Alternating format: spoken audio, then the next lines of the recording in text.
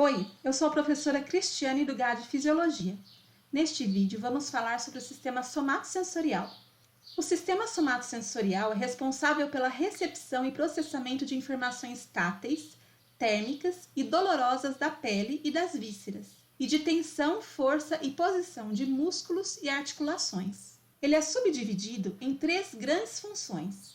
Na esterocepção temos as sensações táteis, térmicas e dolorosas da pele, ou seja, sensações que permitem a interação do organismo com o mundo exterior.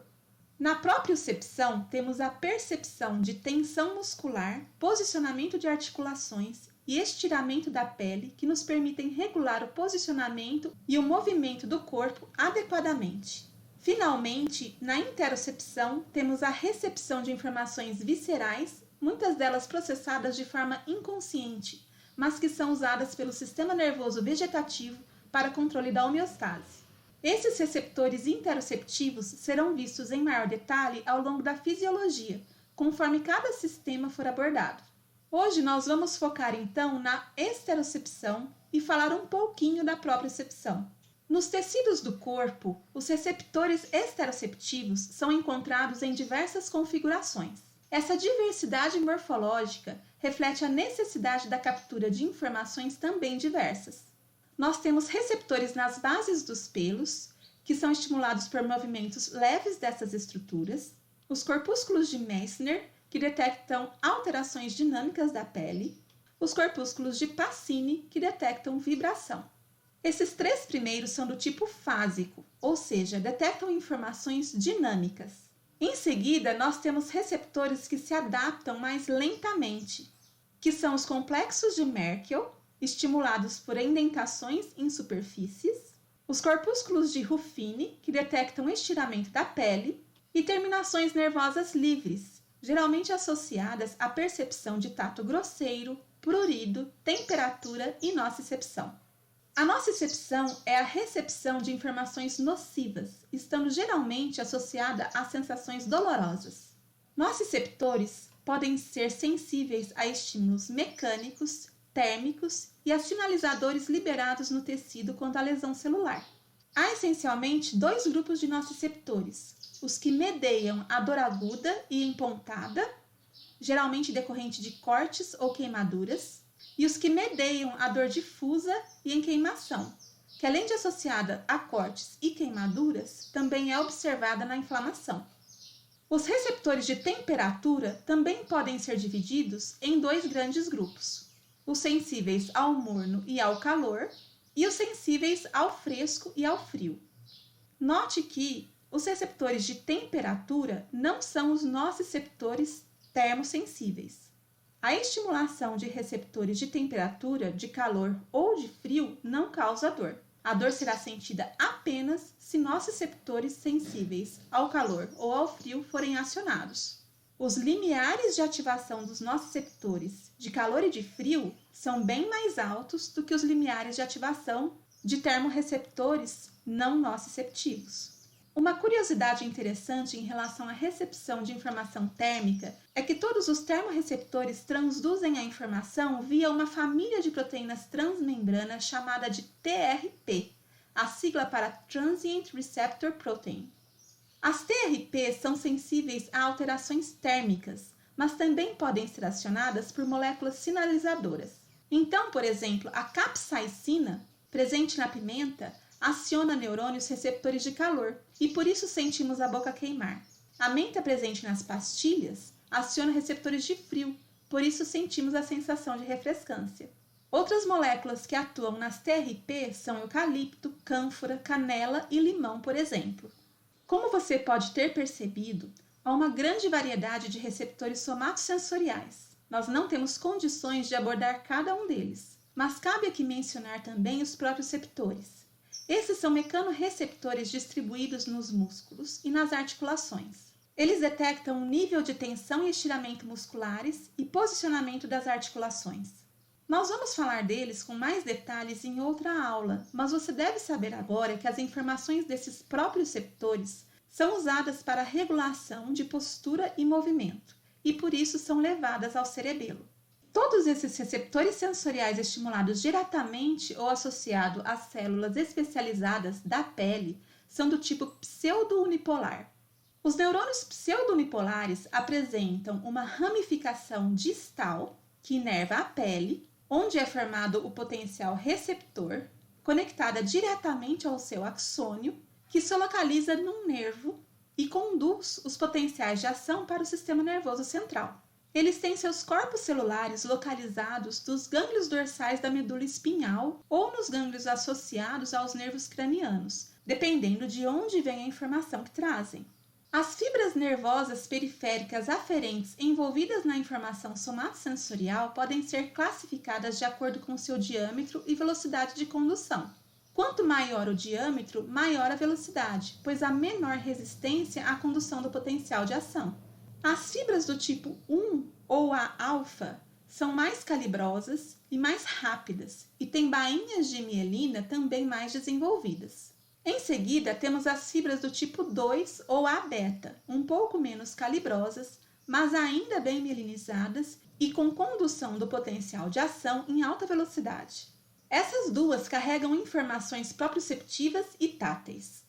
Fibras mais finas e pouco mielinizadas e por isso também de menor velocidade de condução são chamadas A delta e C. Elas carregam informações nociceptivas e também de temperatura, prurido ou tato grosseiro. Qualquer que seja a submodalidade sensorial, quando se trata da pele, os dermátomos são importantes. Um dermátomo é um trecho da pele de onde partem as informações somatosensoriais conduzidas ao sistema nervoso central através de uma raiz dorsal. O dermátomo ocupa apenas um lado da pele e a informação entra pela raiz dorsal ipsilateral a ele. Do outro lado do corpo, há dermátomos correspondentes de onde partem as informações somatosensoriais que são encaminhadas através da outra raiz dorsal no mesmo nível. Uma vez no sistema nervoso central, dependendo do tipo de neurônio sensitivo e da informação que ele carrega, haverá uma via pela qual a informação segue. As vias ascendentes, ou seja, que levam a informação rostralmente em direção ao encéfalo, são a via da coluna dorsal leminisco medial, que carrega a informação de tato discriminativo, a via espinotalâmica, que leva informações de dor, temperatura, prurido e tato grosseiro, e também informações viscerais, e a via espinocerebelar, que leva informações motoras, proprioceptivas e esteroceptivas para o cerebelo. Como você pode ver por essa imagem, as vias espinocerebelares são bem complexas e não é o caso de vermos com detalhe neste momento. Então agora vamos focar nas duas outras vias sensitivas, a da coluna dorsal e a espinotalâmica. Primeiro, vamos olhar a via coluna dorsal leminisco-medial, que carrega a informação de tato discriminativo, ou seja, tato fino. Ela recebe esse nome porque é pela coluna dorsal e pelo leminisco medial que passam as fibras dos neurônios que conduzem a informação sensorial até o tálamo.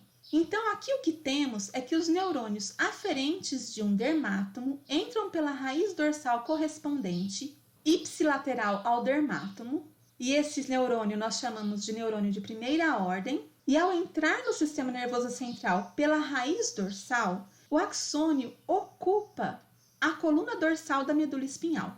Se for de regiões inferiores do corpo, será parte do fascículo grácil, que é mais medial. E se for de regiões superiores, será parte do fascículo cuneiforme, que é mais lateral. Essas fibras sobem toda a coluna dorsal, do mesmo lado do dermátomo, até chegarem no bulbo caudal. Lá se encontram dois núcleos, o grácil e o cuneiforme.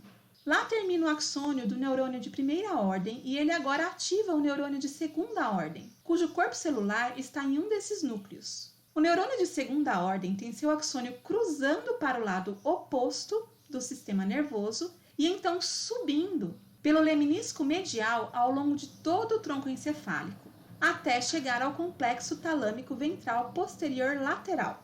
Lá, as fibras dos núcleos grácil e cuneiforme ativam neurônios talâmicos, que são nossos neurônios de terceira ordem. Os neurônios talâmicos enviam seus axônios para o córtex somatosensorial primário, onde as informações do tato discriminativo são processadas. Da face também há neurônios de primeira ordem que compõem as fibras do trigêmeo, trazendo informações de tato discriminativo. Após entrarem no tronco encefálico, eles inervam os neurônios de segunda ordem do núcleo principal do trigêmeo. Seus axônios cruzam a linha média, então, e seguem paralelamente ao leminisco medial pelo leminisco trigeminal, chegando na mesma região talâmica contralateral. De lá, as informações são encaminhadas pelos neurônios de terceira ordem até o córtex. Vamos chamar a atenção aqui para o seguinte: os neurônios de primeira ordem do tato discriminativos são os periféricos aferentes, pseudonipolares. Suas fibras continuam pelo sistema nervoso central pela coluna dorsal do mesmo lado de onde vem a informação sensorial. O neurônio de segunda ordem, que fica lá no bulbo, é que cruza a informação para o hemisfério oposto. E o neurônio de terceira ordem é o que transfere a informação do tálamo para o córtex. Vamos agora passar para a via espinotalâmica, que carrega informações de dor, temperatura, coceira, tato grosseiro e viscerais. O neurônio de primeira ordem é o neurônio que traz a informação da periferia. Mas nesse caso, tem uma mudança importante, que é a localização do neurônio de segunda ordem. Na via que vimos anteriormente, o neurônio de segunda ordem ficava lá no bulbo. Então, o axônio do neurônio de primeira ordem tinha que subir toda a medula espinhal até chegar lá para passar a informação adiante. Aqui na via espinotalâmica, o neurônio de segunda ordem se encontra no corno dorsal da medula espinhal, logo após a entrada da fibra sensorial no sistema nervoso central. Então, assim que a informação chega no sistema nervoso central, ela já aciona o neurônio de segunda ordem. Este tem agora seu axônio cruzando a linha média e se colocando no trato espinotalâmico, contralateral ao dermátomo de origem da informação sensorial. As fibras seguem direto até o tálamo ventral posterior lateral e inervam os neurônios de terceira ordem, que passam a informação para o córtex. As sensações provindas da face também entram pelo trigêmeo, mas o neurônio de segunda ordem se localiza no bulbo, então elas descendem até o bulbo. Agora o neurônio de segunda ordem, que fica no núcleo espinhal do complexo trigeminal, é acionado. Suas fibras sobem contralateralmente pelo trato trigêmino-talâmico até o tálamo, e os neurônios de terceira ordem encaminham as informações para o córtex somatosensorial primário. Precisamos chamar a atenção, então, para o fato de que o neurônio de primeira ordem já transfere sua informação para o neurônio de segunda ordem assim que entra no sistema nervoso central. E como é sempre o neurônio de segunda ordem que cruza o seu axônio para o lado oposto do sistema nervoso, a informação somatosensorial espinotalâmica sobe pela medula espinhal já pelo lado oposto da sua origem. De qualquer forma, toda a informação somatosensorial é levada para o tálamo, contralateral ao dermátomo de origem, que encaminha a informação ao córtex, ipsilateral ao tálamo, contralateral, então, à origem da informação. Eu quero que você se lembre que o córtex somatosensorial primário fica no giro pós-central, que é o giro mais anterior do lobo parietal. Ele tem volume proporcional à fineza de percepção de cada região do corpo. Está vendo essa estrutura toda colorida aqui? Ela representa como se tivéssemos destacado especificamente o córtex somatosensorial primário do hemisfério. Então, aqui é a parte medial superior e aqui a lateral inferior. Essas cores diferentes representam cada tipo de informação que chega ainda segregada ao córtex primário. Lembra das linhas rotuladas? Então, na área de representação do dedo indicador, por exemplo, tem um pedacinho que recebe dados sobre temperatura, outro sobre dor, outro sobre prurido, outro sobre tato e assim por diante. Agora, antes da gente poder encerrar a aula, nós precisamos comentar um pouquinho sobre dor. A dor é uma sensação subjetiva decorrente do acionamento do sistema nociceptivo. Apesar de subjetiva, a intensidade da dor é percebida de forma muito consistente na população. A reatividade à dor, por outro lado, pode variar muito. Você pode ter duas pessoas alegando ter dor de mesma intensidade e vai saber que pode acreditar nelas, mas uma pode estar chorando muito e a outra mais calada. A reatividade à dor depende muito do estado emocional das pessoas. Se você se lembrar do conceito de linha rotulada, vai entender que a dor pode ter origem tecidual, ou seja, pela ativação dos receptores que inervam a pele e outros tecidos, mas também pode ter outras origens. O pinçamento de nervos, por exemplo, comum em indivíduos com lesões na coluna vertebral, pode causar dores pela ativação direta das fibras nervosas que conduzem a informação nociceptiva. E ainda, a dor pode ter origem central, se tivermos lesões ou alterações neuroquímicas que causem um desequilíbrio nas vias sensoriais da dor, decorrendo em ativação que é em algum momento recebida pelo córtex somatosensorial primário da nocicepção. A dor pode ser modulada para baixo também. Você já percebeu que quando sentimos dor, temos a tendência de passar a mão na pele próxima à região dolorosa? Existe uma teoria que explica por que isso funciona para aliviar a dor. Ela se chama teoria do portão da dor. De acordo com a teoria do portão da dor, há no corno dorsal da medula espinhal interneurônios locais inibitórios que mantêm os neurônios de segunda ordem da via nociceptiva silentes, a não ser que haja um sinal provindo do neurônio nociceptivo. Esse interneurônio inibitório, então, deve ser inibido pelo neurônio nociceptivo primário para que ele consiga acionar o neurônio de segunda ordem da via nociceptiva. A ação do neurônio não nociceptivo, que vai capturar a informação do seu tato, entraria bem aqui. Quando acionamos o tato nas regiões próximas de onde sentimos a dor, esses neurônios sensitivos ativariam o interneurônio inibitório e ele, por sua vez, reduziria ou até impediria temporariamente a ativação do neurônio de segunda ordem. Outra maneira de regular a dor para baixo é pelo acionamento do sistema opioide. O sistema opioide é um complexo de neurônios dispostos pelo sistema nervoso todo, que libera os chamados opioides endógenos.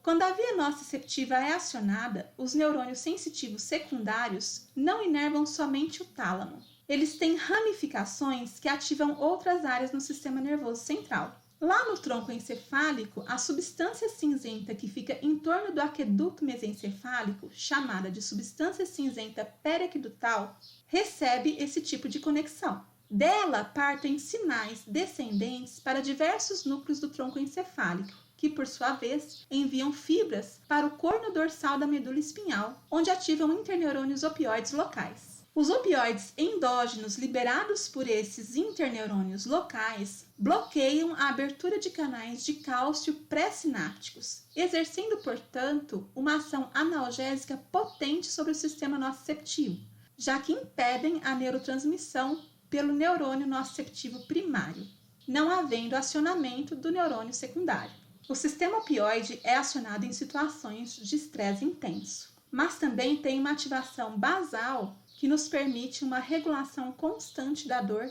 impedindo que dores espontâneas aconteçam. Vamos encerrar com o conceito de dor referida.